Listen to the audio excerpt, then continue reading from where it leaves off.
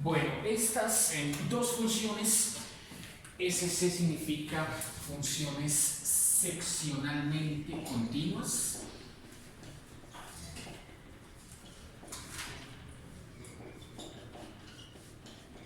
Y OE significa de orden exponencial.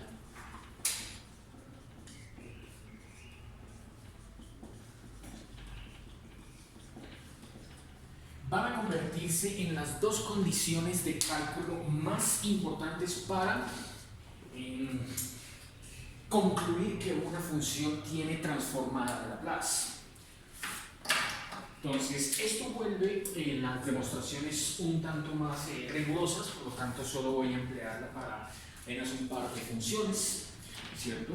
Pero hay que tener en cuenta que toda función que tenga transformada de Laplace debe ser seccionalmente continua y debe ser de orden exponencial. Entonces, veamos en qué consiste cada uno de esos dos conceptos.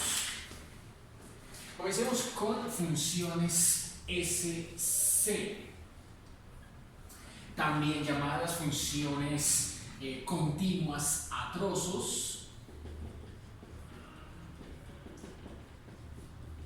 o continuas por partes.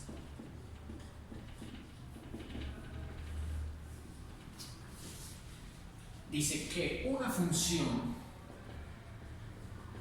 f de t en el intervalo 0 hasta infinito se dice que es seccionalmente continua si tiene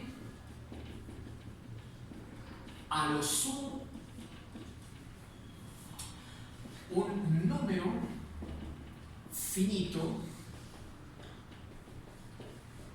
de discontinuidades.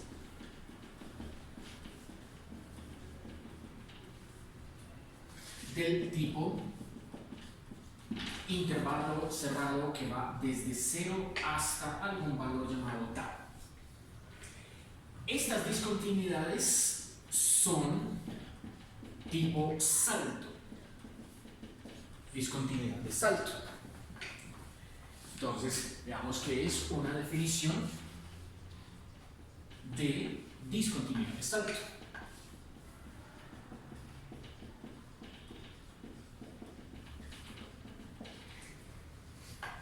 Vemos que una función f de t tiene una discontinuidad de salto en un valor t igual a c si existen los límites laterales. Por un lado, el límite cuando t tiende a c por la izquierda de esa función, y por otro lado el límite cuando t tiende a c por la derecha de esa función. Sin embargo, a pesar de que los dos límites existen, se exige, para que se cumpla la discontinuidad de salto, se exige que, pero f no es continua en t igual a c. O sea, allí aparece lo que denominamos un agujero, o la imagen no existe. Eso es, f de c no existe, no está definido, no existe. Dos ejemplos de funciones seccionalmente continuas. Veamos. Entonces, son funciones SC.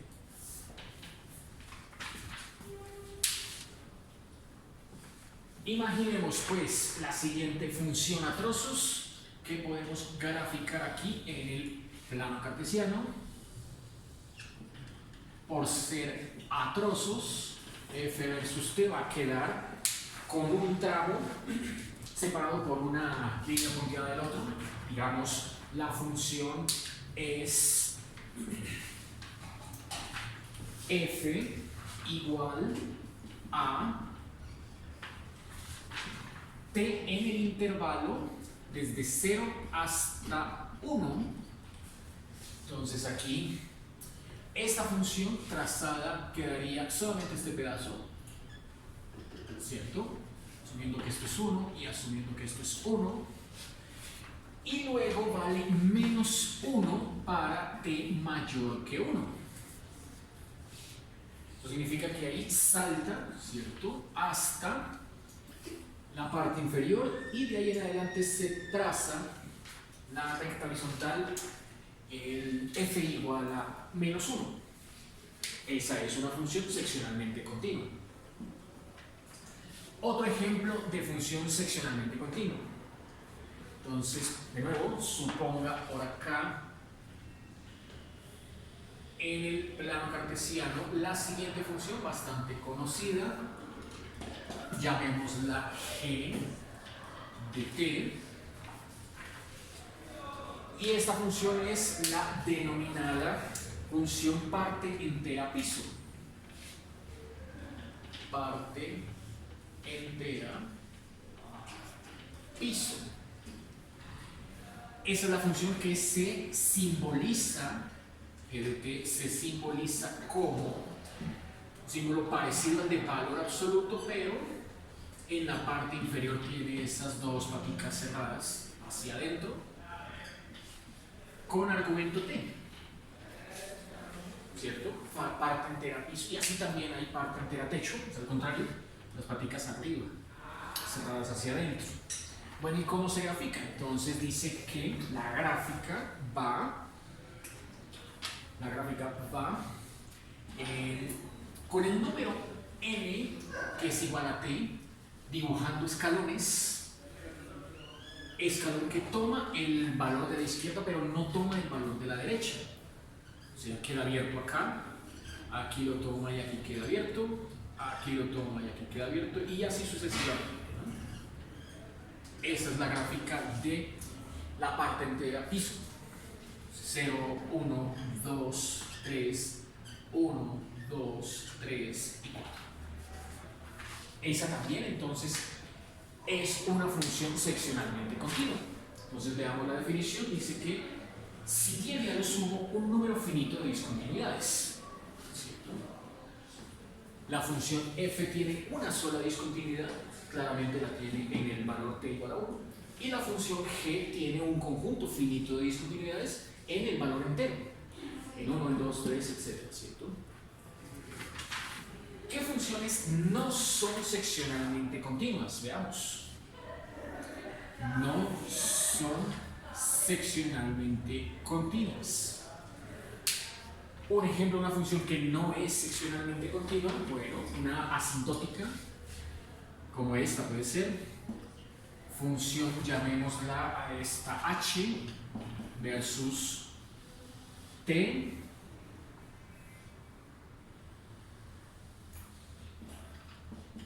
y esta función que vamos a graficar es la función h igual a 1 sobre t menos 1 al cuadrado.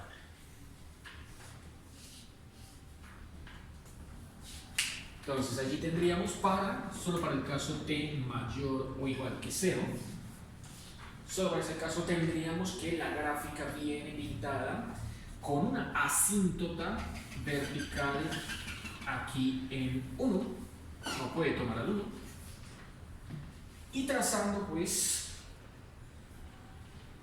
una gráfica de este estilo.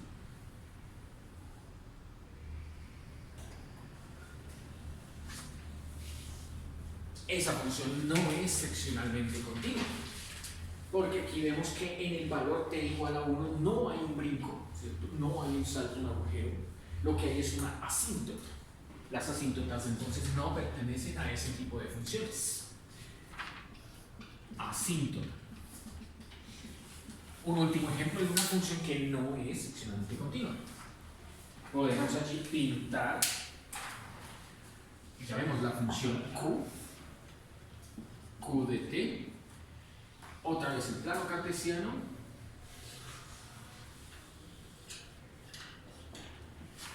y que corresponde a esa función Q precisamente al cotangente. Q de T igual a cotangente de T. Cotangente. Entonces, para valores T no negativos, no puede tomar al cero, allí en cero aquí en asíntota. De hecho, es multiasintótica. O sea, aquí tendremos que esta función para cada pi valores, para cada pi valores, n pi valor, ¿cierto? Hay una asíntota. Allí en pi, 2pi, 3pi y etcétera. La gráfica se dibuja más o menos de este estilo.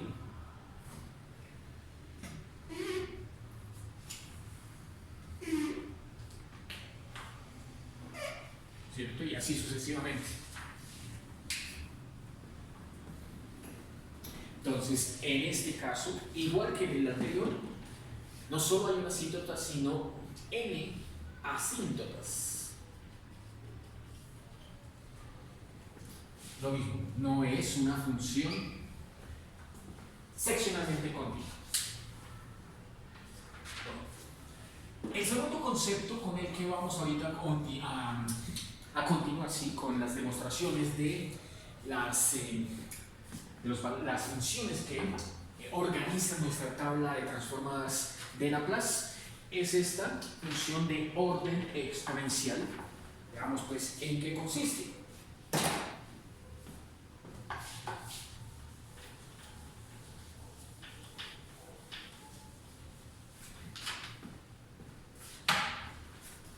Segunda definición, orden exponencial.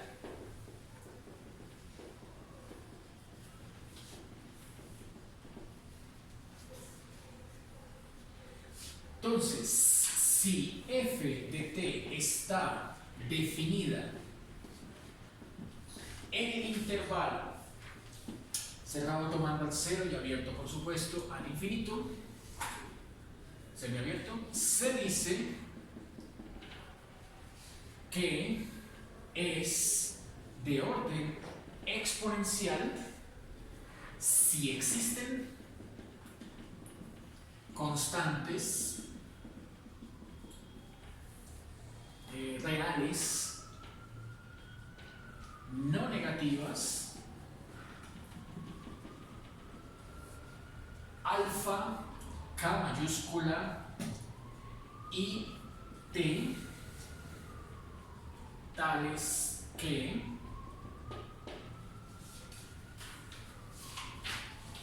el valor absoluto de f de t sea igual, menor o igual que K veces Euler a la alfa t, válida para todo t mayor o igual que esta t mayúscula. Esa es una forma. O hay una segunda forma también de definir una función de orden exponencial, que es la siguiente.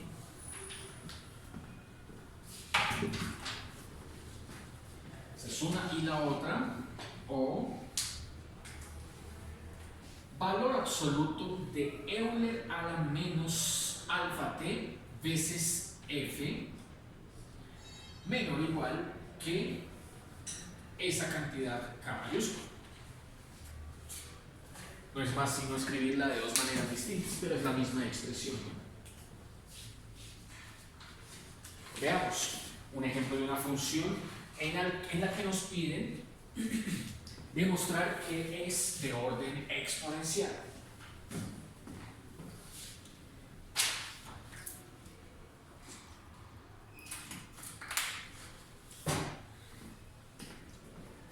Por ejemplo, demuestre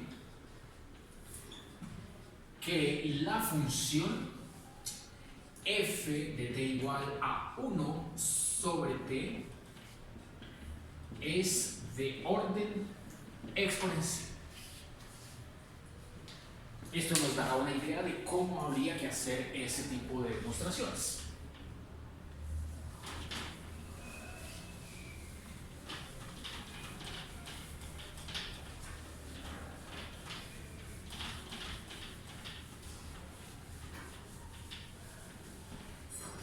Bueno, fijémonos que en esta demostración, como estas tres constantes, alfa, k y t, son cualquier número real no negativo, normalmente uno traza la gráfica en comparación, ¿cierto?, con la original para que en el mismo plano cartesiano pueda verse lo siguiente.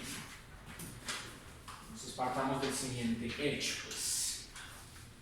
Si vamos a graficar en el plano cartesiano la función 1 sobre t, esto nos dibuja un trazo monótonamente decreciente, ¿cierto? F de t, asintótico también, precisamente en el 0, ¿sí? Y que va a dibujar, pues, un trazo como este. Es una hipérbola, ¿no? Listo. Este trazo de color rojo es la hipérbola 1 sobre t. Listo, hasta ahí no hay problema. Ahora analicemos lo siguiente. El valor absoluto de la función es el que vamos a comparar si es que optamos por esta primera opción, ¿cierto? Si optamos por esta primera opción, entonces habría que compararlo con una función que toca dibujarla k veces Euler al alfa. Entonces primero empecemos calculando el valor absoluto de f. Valor absoluto de f será valor absoluto de 1 sobre t. El valor absoluto de 1 es 1 y el valor absoluto de t, valor absoluto de t. ¿Cierto?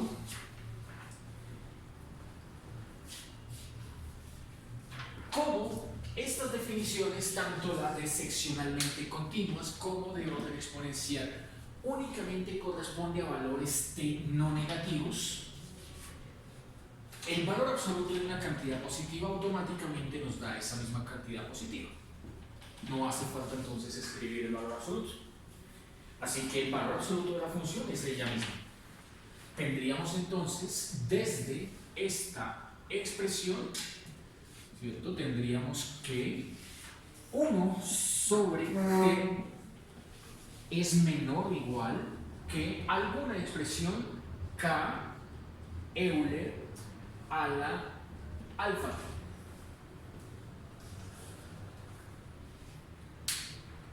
En esta expresión del lado de la mano derecha de esta desigualdad, k puede tomar cualquier valor y alfa también.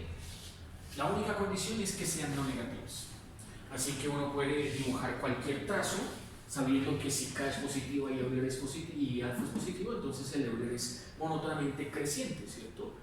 Sin importar qué valor tenga k y sin importar qué valor tenga alfa. Podemos entonces pintarla aquí así. Ese trazo azul sería la expresión k Euler a la alfa t, cuyo origen está aquí sobre el eje y en el valor k precisamente, ¿no? Como ven, tienen un punto de encuentro esas dos curvas, ¿cierto? Esas dos curvas se encuentran precisamente en ese dato que hemos de llamar t mayúscula. Entonces dice la definición: si una función es de orden exponencial, ¿cierto?, la definición es porque el valor absoluto de la función, o sea 1 sobre t, es menor o igual que la otra función, la de azul, ¿cierto? Menor o igual significa que está por debajo o coincide, ¿cierto?, en cuanto a las gráficas. Así que vemos que esta función 1 sobre t, que es esta de color rojo, efectivamente en el gráfico está por debajo o a lo sumo coincide en este punto t con la otra curva de color azul, ¿cierto? Para todo valor t mayor o igual que t. Entonces aquí efectivamente vemos que el t mayor o igual que t es justo el que está, los valores t que están a la derecha de ese dato t mayúsculo. Entonces todo encaja, ¿cierto? No hay ninguna contradicción aparente. que uno puede concluir que con la curva K Euler a la alfa t siempre está por encima de la curva valor absoluto de 1 sobre t, que es la misma 1 sobre t, ¿cierto?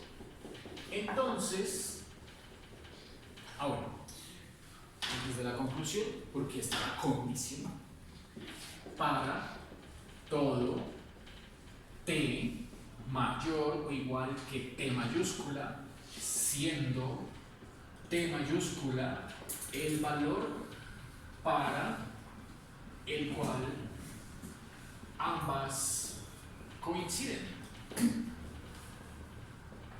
Eso, ahora sí, entonces se concluye que f de t igual a 1 sobre t es de orden exponencial. Es una sencilla prueba más bien apoyada en elementos gráficos, ¿cierto? Otro ejemplo.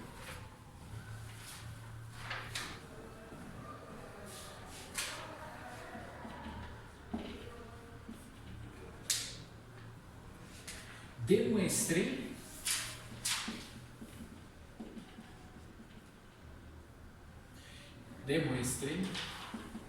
que la función f igual a Euler a la t al cuadrado no es de orden exponencial.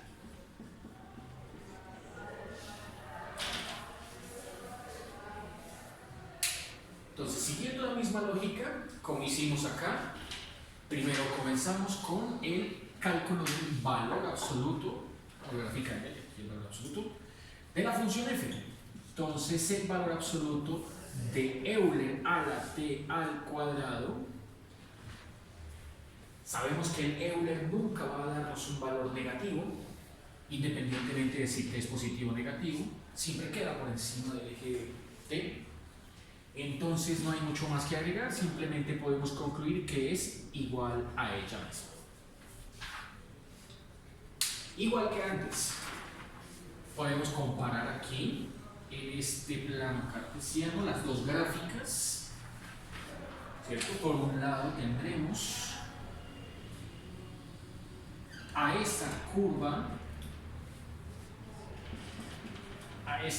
Euler a la t cuadrado, que es más o menos trazada de esta forma. Queda más o menos trazada de esta forma. Así. Esta curva roja es Euler a la t al cuadrado, el valor absoluto de f, ¿cierto? Y tendríamos que compararlo con alguna otra función de este mismo estilo, tipo color azul de la curva de la gráfica anterior.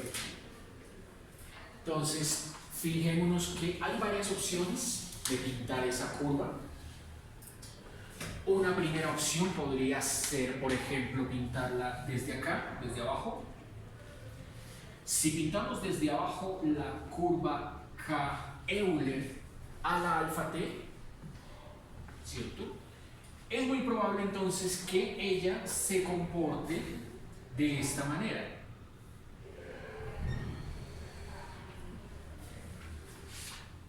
Nótese ahí la contradicción en cuanto a la definición, ¿no?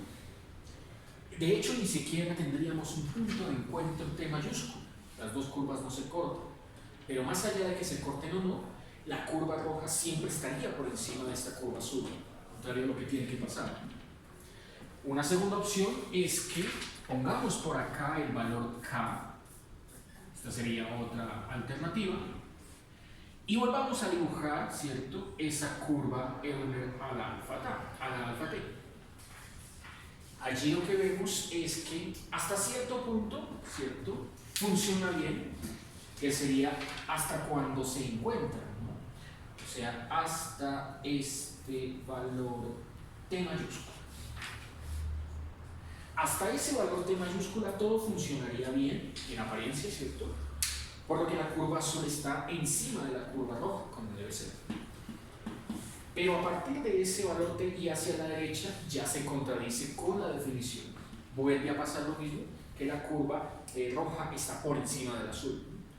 Entonces, en cualquiera de los dos casos, o para cualquier valor K y cualquier valor alfa, esto siempre va a pasar al compararse con Euler a la T cuadrado.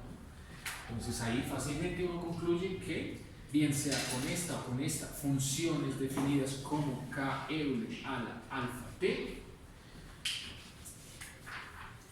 entonces como la curva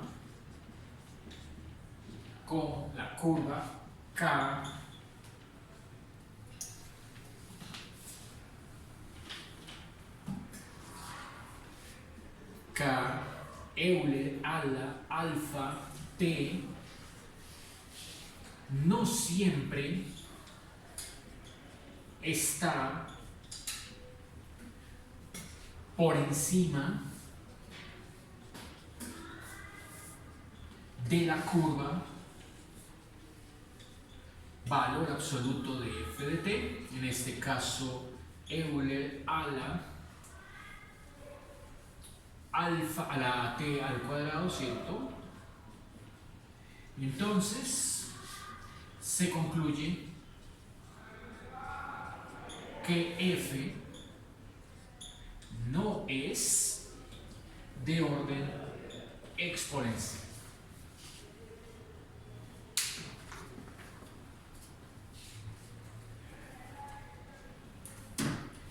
Con la definición que vimos en la clase anterior y con estas dos definiciones, función SC y función OE, podemos plantear el teorema de la existencia de la transformada de Laplace.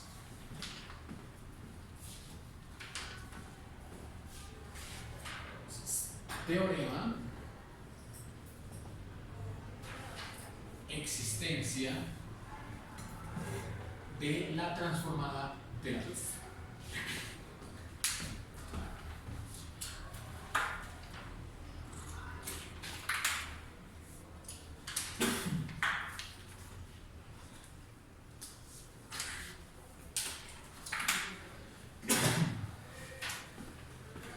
Bueno, entonces dice así: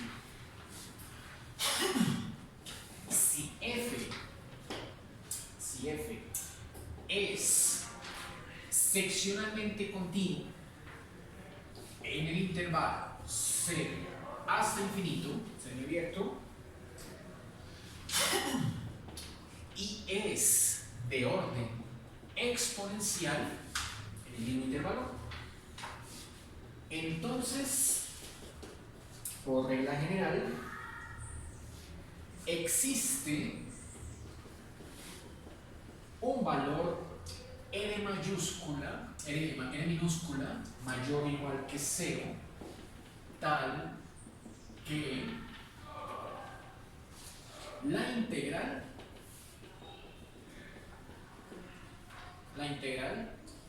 desde 0 hasta infinito de Euler a la menos st f de t dt, ¿cierto? La integral impropia que vimos en la clase anterior y que define la transformada de Laplace, converge, esa integral converge para todo S mayor que R.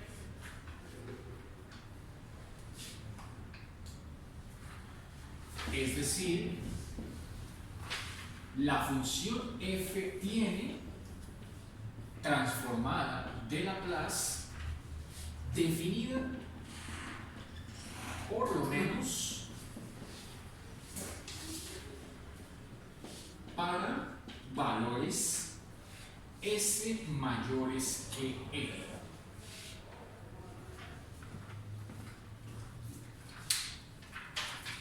Pongamos a prueba ese teorema. Ejemplo.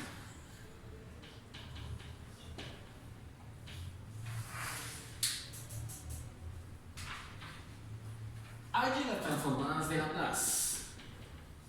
Halle las transformadas de Laplace. Para. Primer ejemplo.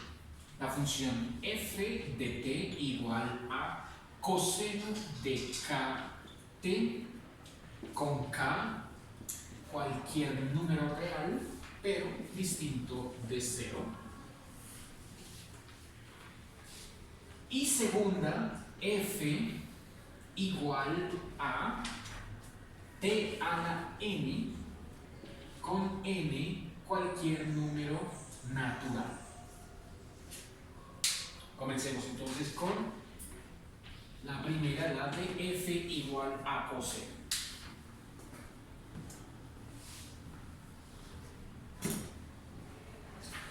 Bueno, entonces, ¿qué sabemos de la función coseno? Al graficar la función coseno, ¿cierto? Para todos valores, para cualquier valor t no negativo, o sea, solamente tomando a la derecha del eje y, ¿cierto? ¿Listo? Bueno, pues no hay mucho más que agregar. La función coseno de kt versus t, pues genera un trazo, ¿cierto? Que vendría más o menos de esta forma, ¿no?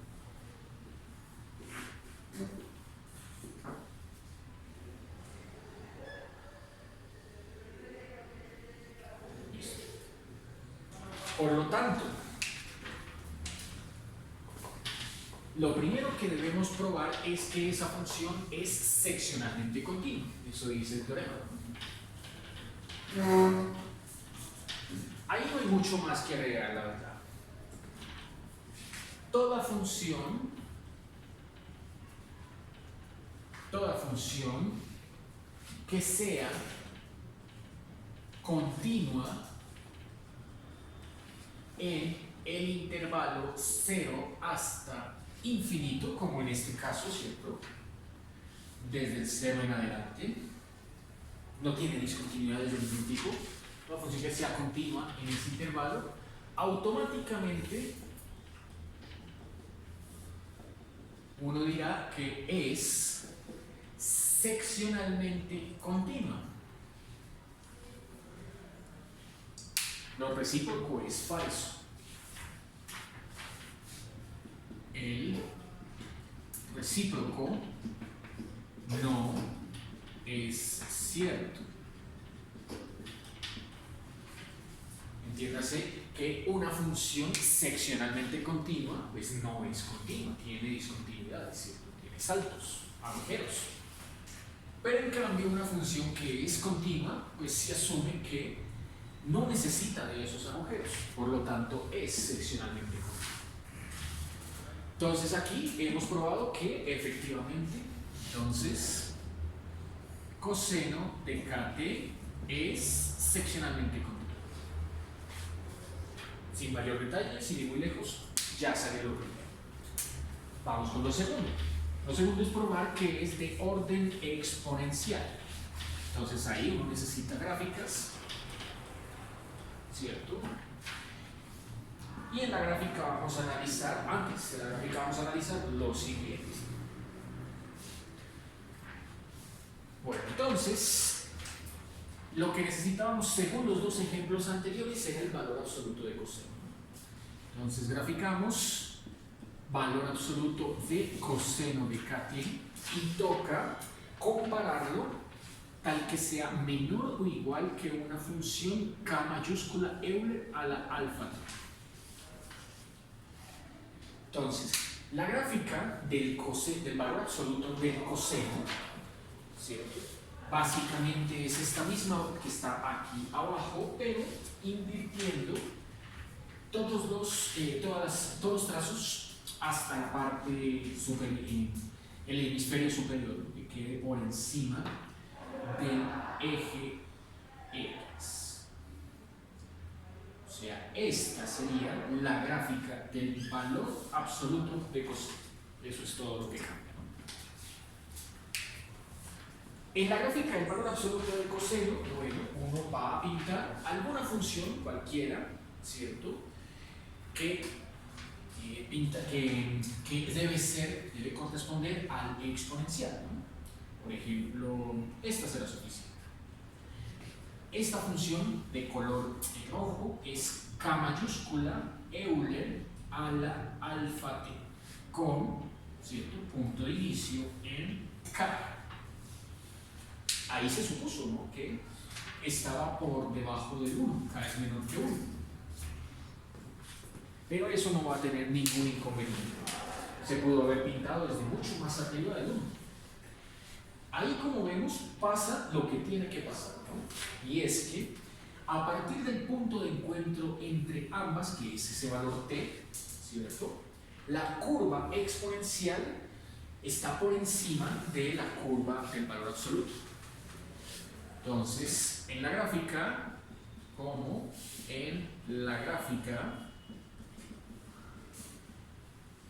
el valor absoluto de coseno de kt siempre está, valor absoluto de kt siempre está por debajo de la función exponencial k Euler a la alfa t, incluso a partir de t mayor o igual que t mayúscula, que sería el caso que pinté allá, donde k es menor que 1. O sea, esto para k mayúscula menor que la unidad, pero positivo, ¿no? O sea, k está en tercer nivel. Bueno, entonces se deduce que la función f igual a coseno de k minúscula t es de orden exponencial. Ahí, como vemos, no hay mucho más que agregar, ¿cierto?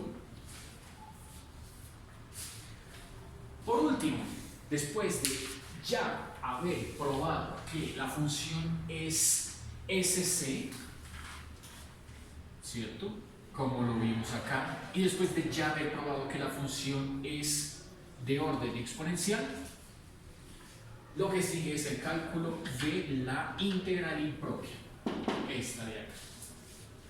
Entonces, el último paso para aplicar correctamente el teorema sería transformada de Laplace de la función coseno de kt, definida desde la integral como integral impropia de 0 a infinito de Euler a la menos st, la función es coseno de kt dt. Esa sería entonces la integral que tenemos que calcular, ¿no? Bueno, como sabemos, este argumento, ¿cierto?, este integrando, lo vamos a resolver por partes. Pues uno ya tiene las tablas de integrales, no necesita ponerse a hacer todos los cálculos, hace uso de los valores que están en las tablas de integrales. Entonces, aplico el paso 1, ¿cierto?, que, como vimos la clase anterior, es el cálculo de la primitiva. El cálculo de la primitiva sugiere que la antiderivada de Euler a la menos st coseno de kt dt es igual a Euler a la menos st sobre s cuadrado más k minúscula al cuadrado factor de menos s coseno de kt más k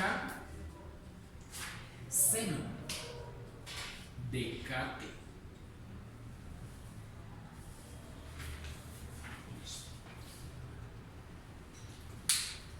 Después de haber sacado este resultado por tablas de integrales, ¿cierto? Lo segundo que sigue es, después de la primitiva, lo segundo que sigue es la evaluación en los límites de integración que llamaremos no 0 a infinito, sino 0 a gamma. Paso 2. Teorema fundamental del cálculo. Teorema fundamental del cálculo. Dice el teorema fundamental que la integral definida entre 0 y gamma de la función que estemos calculando, en este caso Euler menos st coseno kt de t, va a corresponder, ¿cierto?, según este resultado, a evaluar toda esta expresión Euler a la menos st sobre s cuadrado más k cuadrado factor de menos s coseno de kt más k seno de kt, cierro paréntesis y cierro corchete, porque hay que evaluarla toda entre 0 y gamma.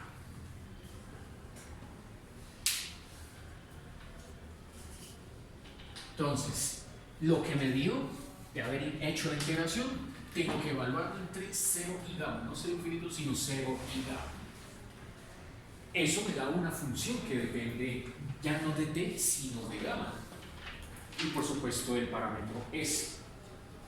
Entonces, ¿qué me queda acá? Me queda que al evaluar esto en gamma, ¿cierto?, queda todo evaluado en t igual a gamma, bueno, e igual a la menos s gamma sobre s cuadrado más k cuadrado, paréntesis, menos s coseno de k por gamma, más k seno de k por gamma. ¿Listo? Ahí ya quedó todo evaluado en el límite superior. Y falta hacer la evaluación en el límite inferior. Quedaría Euler a la 0, o sea 1, sobre s cuadrado, que se va a restar 1 sobre s cuadrado más k cuadrado, factor de, sigue menos s coseno de 0, o sea menos s, coseno de 0 vale 1, ¿cierto?, más k seno de 0, pero como seno de 0 es 0, entonces no va nada más. ¿Listo? Significa eso que de allí podríamos sacar lo que no depende de gamma, o sea, podríamos escribir el 1 sobre s cuadrado más k cuadrado como común denominador. Que quede 1 sobre s cuadrado más k cuadrado, factor común de este menos s va con el Euler a la menos s gamma coseno de k gamma. Luego esta letra k va con el Euler a la menos s gamma, pero con seno de k gamma. Y por último, ahí quedaría menos por menos más s, ¿cierto? Más s y cierro corchete. Bueno, la parte 3, con la que ya concluimos la integral, ¿cierto?, y el ejemplo también, es resolver el límite. Primero la primitiva, luego el teorema fundamental y de últimas va el límite. ¿Cuál es el límite? El límite plantea que la integral original que estamos haciendo, que es esta integral impropia, 0 hasta infinito de Euler a la menos st coseno de kt de t, la vamos a obtener mediante el límite cuando gamma tiende a infinito. Ahí es donde aparece de nuevo el infinito, solo hasta la parte final de la integral anterior, 0 hasta gamma Euler a la menos st coseno de k de t.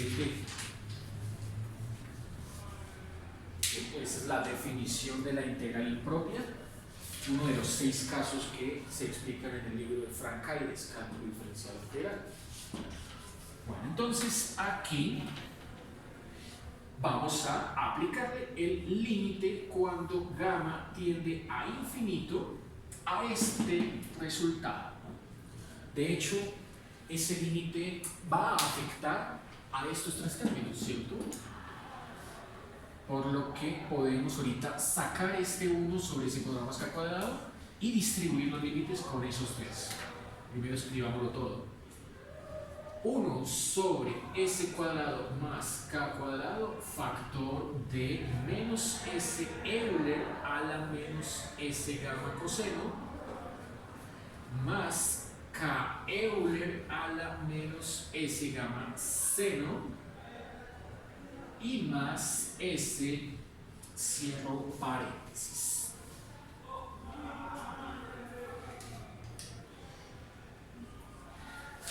Distribuyo, entonces, esto me queda igual, me queda 1 sobre S cuadrado más K cuadrado, medio el límite para distribuirlo con esos 3 términos.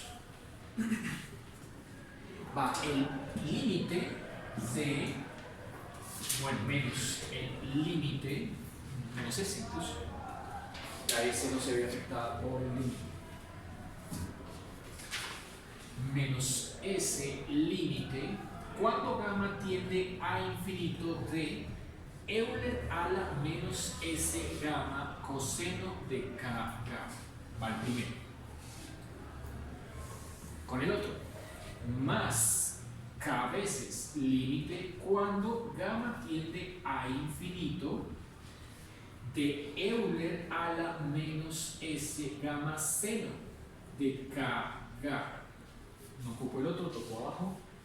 Va más límite cuando gamma tiende a infinito de S. Cierro paréntesis. De esos 3 límites, como vimos en la clase anterior, el tercero, al no verse afectado por el parámetro gamma, pues es el equivalente al límite de una constante. En ese caso la constante es igual a S. Entonces el tercer límite nos dice que su resultado, este de acá, es igual a S. Por otra parte, estos 2 límites, tanto el Euler coseno como el Euler seno, tienen algo en común. Voy a hacer la gráfica solo para uno de los 2. Y con eso será suficiente para deducir ambas conclusiones, que en el fondo son las mismas.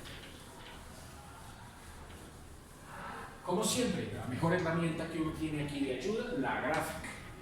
Entonces, escojamos la gráfica de uno de los 2, por ejemplo, la del seno. Tomemos por acá y grafiquemos en el plano cartesiano la función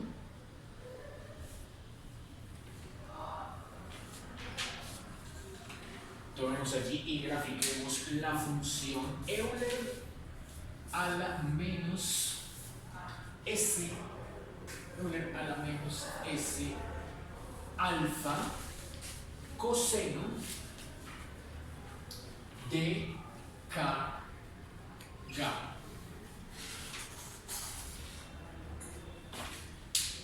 De hecho hay dos alternativas, ¿no? De hecho hay 2 alternativas. Entonces pintemos allí una y aquí abajo la otra. Para gráfica. Hay 2 alternativas de gráfica. Entonces aquí otra vez el mismo plano cartesiano, pero mientras que arriba es Euler a la menos S gamma coseno con S positivo. Aquí abajo voy a pintar Euler a la menos S gamma coseno, pero con S negativo.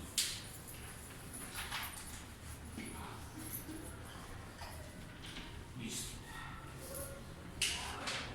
Para el primero, la gráfica del primero con un S negativo y gamma, que sería aquí la variable independiente, ¿cierto? Esto está versus gamma. Entonces lo que tendríamos es una combinación de funciones: exponencial negativa, que es monótonamente decreciente y se acuesta sobre el eje, ¿cierto? Y coseno, que es armónica. Es decir, el Euler negativo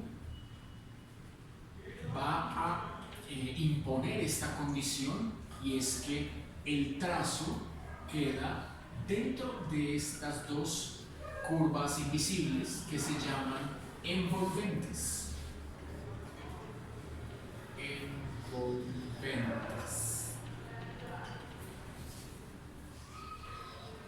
Este sería el equivalente a un movimiento armónico amortiguado, ¿cierto? Amortiguado es que va perdiendo amplitud a medida que pasa el tiempo. ¿Cómo se ve esa pérdida de amplitud? Bueno, la función coseno, ¿cierto? Comienza su trazo por aquí arriba. Ella comienza a oscilar, pero cada vez disminuye su amplitud. Entonces va perdiendo amplitud, va perdiendo energía, ¿cierto? Hasta que en algún momento dado se detiene. ¿Listo? Eso para S positivo. Pero si S es negativo, el Euler ahora traza una envolvente que ya no es monótonamente decreciente, sino sería en ese caso monótonamente creciente. O sea, vendría a ser todo lo contrario, aquí así y aquí así, ¿cierto?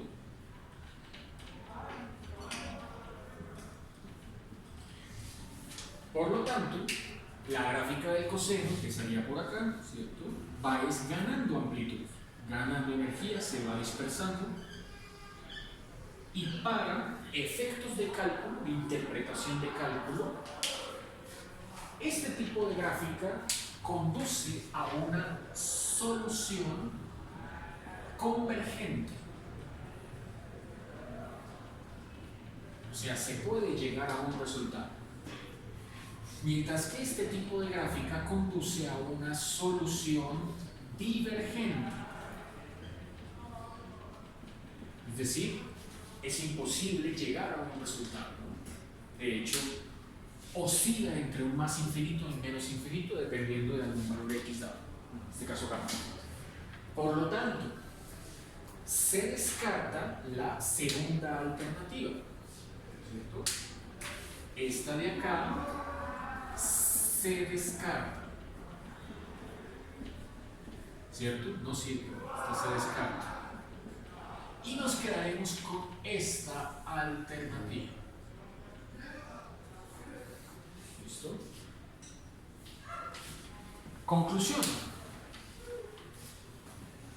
Como lo que nos están pidiendo acá es el límite cuando gamma tiende a infinito de ese producto entre una exponencial monótonamente decreciente y un seno o un coseno.